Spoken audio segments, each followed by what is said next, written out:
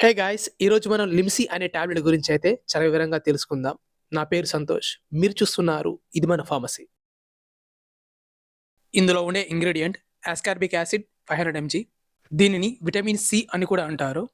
ఇది మనకు దగ్గరలో ఉండే ప్రతి ఫార్మసీలో అవైలబుల్‌గా ఉంటుంది. ప్రస్తుతం దీని ధర రూ. 25.87 ప్రతి 15 టాబ్లెట్స్‌కి. అంటే ప్రతి టాబ్లెట్ వాల్యూ రూ. 1.72. దీనిని ఎబోట్ మార్కెటింగ్ చేస్తూ ఉంటుంది. ఈ మెడికేషన్ యొక్క ఉపయోగాల్ని మనం గమనించినట్లయితే దీనిని స్కర్వీ అనే వ్యాధిని తగ్గించేందుకైతే ఉపయోగిస్తూ ఉంటారు.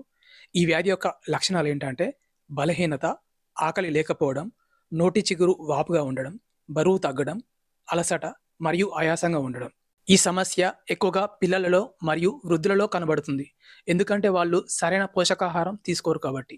ఇంకా దీనిని నోరు మరియు నాలుకపై వచ్చే చిన్న చిన్న పుండ్లు మరియు గాయాలను తగ్గించడం కోసమైతే ఈ మెడికేషన్ ఉపయోగిస్తూ ఉంటారు.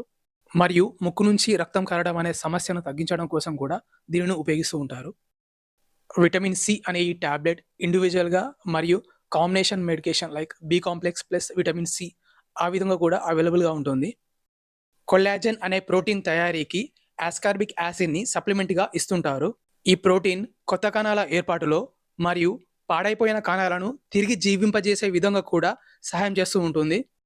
కొల్లాజెన్ అనే ప్రోటీన్ మన శరీరంలో తగినంత ఉండడం కారణం చేతనే కార్టిలేజ్, ఎముకలు, దంతాలు, చర్మం, టెండాన్స్, లిగమెంట్స్, రక్తనాళాలు మన శరీరంలో సరైన క్రమంలో పనిచేయగలుగుతున్నాయి.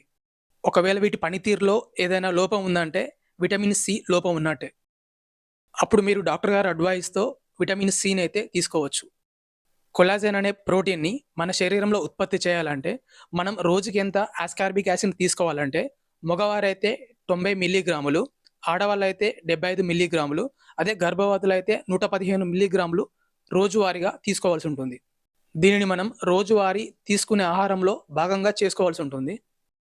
ఆస్కార్బిక్ యాసిడ్‌ని తీసుకోవడం వల్ల కొందరిలో వచ్చే సైడ్ ఎఫెక్ట్స్ ఏంటంటే పిత్తాశయంలో రాళ్ళు ఏర్పడడం మరియు కిడ్నీలో కూడా రాళ్ళు ఏర్పడే ఛాన్స్ ఉండడం. ఆస్కార్బిక్ యాసిడ్ 500 ఎంజీ చూబుల్ టాబ్లెట్‌ని మనం నెలకి ఎన్ని టాబ్లెట్స్ వరకు తీసుకోవచ్చనే సందేహం గనుక ఉన్నట్లయితే, మీరు దీన్ని నెలకు 4 లేదా 8 మీ అవసరానికి తగ్గట్టుగా అయితే తీసుకోవచ్చు. ఓవరాల్‌గా అయితే నెలకు 4 తీసుకోవచ్చు. వారానికి ఒక టాబ్లెట్ చొప్పున చప్పరించొచ్చు. ఒకవేళ మీకు కిడ్నీ ప్రాబ్లమ్స్ గాని, లేదా పిత్తాశయంలో ప్రాబ్లమ్స్ ఏమైనా ఉన్నట్లయితే, అంటే పిత్తాశయంలో స్టోన్స్, కిడ్నీలో స్టోన్స్ ఉన్నట్లయితే, ఈ మెడికేషన్‌ని మీరు డాక్టర్ గారి అడ్వైస్‌తో మాత్రమే వేసుకోవాల్సి ఉంటుంది. ఇది జస్ట్ నార్మల్ డైట్ మెడికేషనే.